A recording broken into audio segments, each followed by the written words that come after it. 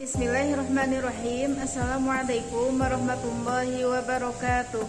Saya Nurbibat Andiatna. Di sini saya akan mempresentasikan mengenai fase-fase perkembangan antropologi menurut Kuncharaningrat. Sebelum membahas mengenai fase-fase perkembangan antropologi, alangkah baiknya kita mengetahui siapa Bapak Kuncharaningrat.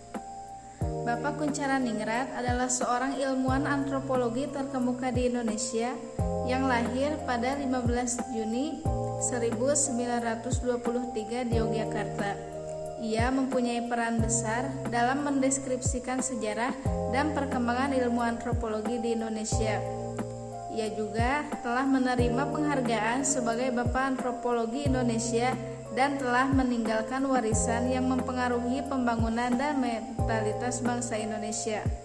Pengertian antropologi. Antropologi berasal dari bahasa Yunani dari kata anthropos yaitu manusia dan logos artinya ilmu. Secara istilah, antropologi adalah ilmu yang mempelajari segala aspek tentang manusia, mulai dari sejarah evolusi manusia sebagai makhluk biologis, peradaban dan teknologi yang berkembang, hingga praktik-praktik sosial budaya yang terwujud dalam perilaku, tutur kata, gerak tubuh, serta bagaimana mereka berinteraksi dengan alam dan manusia lainnya.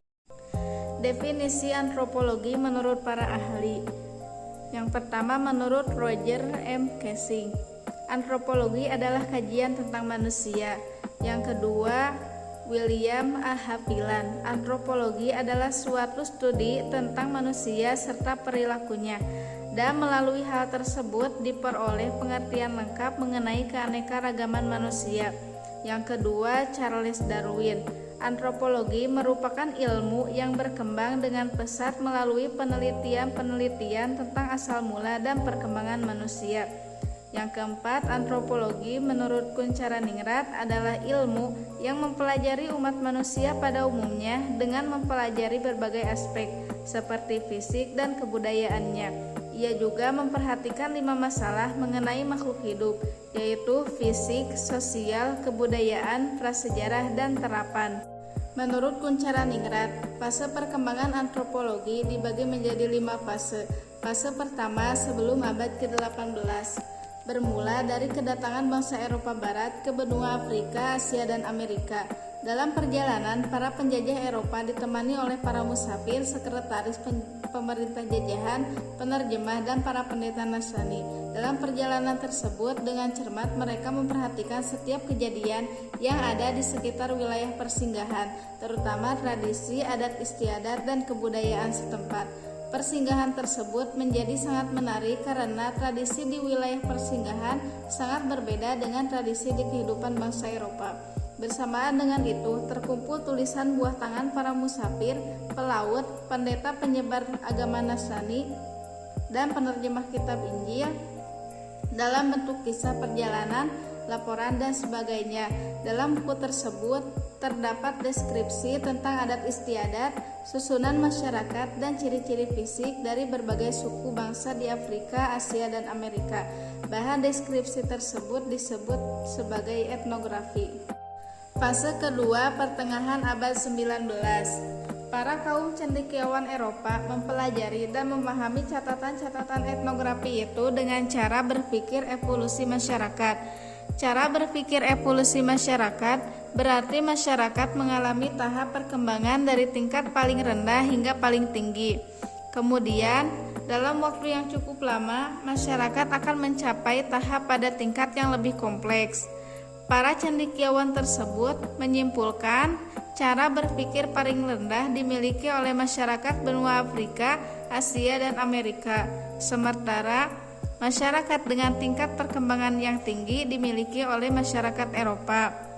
Singkatnya, masyarakat di luar Eropa adalah masyarakat yang dipandang masih primitif, dan masyarakat di Eropa adalah masyarakat yang sudah modern.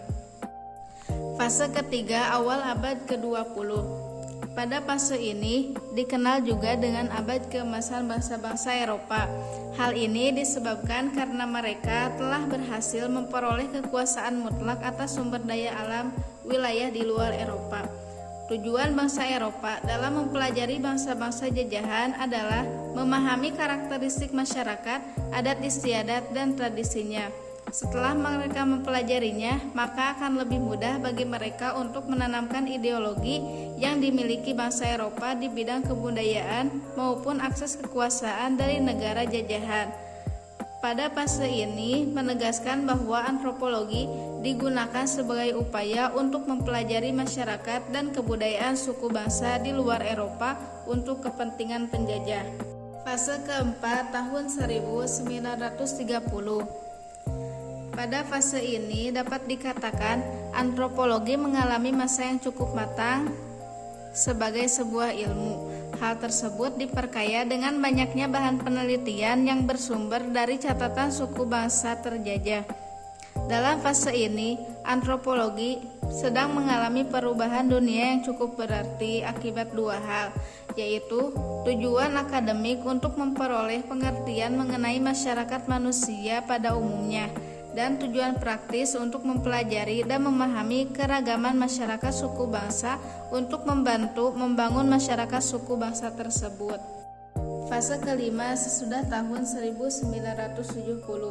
Fase kelima ini menggambarkan perkembangan antropologi yang lebih independen dari tradisi yang ada dan memilih unsur atau aliran sesuai dengan kebutuhan masalah-masalah kemasyarakatan yang dihadapi. Perkembangan antropologi pada tahun 1970, salah satunya terdapat dalam ilmu antropologi di Uni Soviet. Antropolog Uni Soviet juga melakukan penelitian. Hasil dari penelitian tersebut kemudian dijadikan dasar dalam pengambilan kebijakan terkait upaya membangun pengertian di antara penduduk pribumi. Sementara itu, antropologi di Indonesia berkembang sebagai pengkajian masalah sosial budaya serta upaya mendeskripsikan berbagai kehidupan dari berbagai suku bangsa. Deskripsi tersebut bermula dari Sabang sampai Merauke. Hal ini bertujuan agar masyarakat bisa saling mengenal satu dengan yang lainnya. Kesimpulan, antropologi adalah salah satu cabang ilmu pengetahuan sosial yang mempelajari tentang budaya masyarakat suatu etnis tertentu. Antropologi lahir atau muncul berawal dari ketertarikan orang-orang Eropa yang melihat ciri-ciri fisik, adat istiadat, budaya yang berbeda dari apa yang dikenal di Eropa. Terbentuklah ilmu antropologi dengan melalui beberapa fase. Antropologi lebih memusatkan pada penduduk yang merupakan masyarakat tunggal. Tunggal dalam arti kesatuan masyarakat yang tinggal di daerah yang sama. Antropologi mirip seperti sosiologi, tetapi pada sosiologi lebih menitik beratkan pada masyarakat dan kehidupan sosialnya. Sekian yang dapat saya sampaikan. Mohon maaf atas kekurangan dan kesalahannya. Wassalamualaikum warahmatullahi wabarakatuh.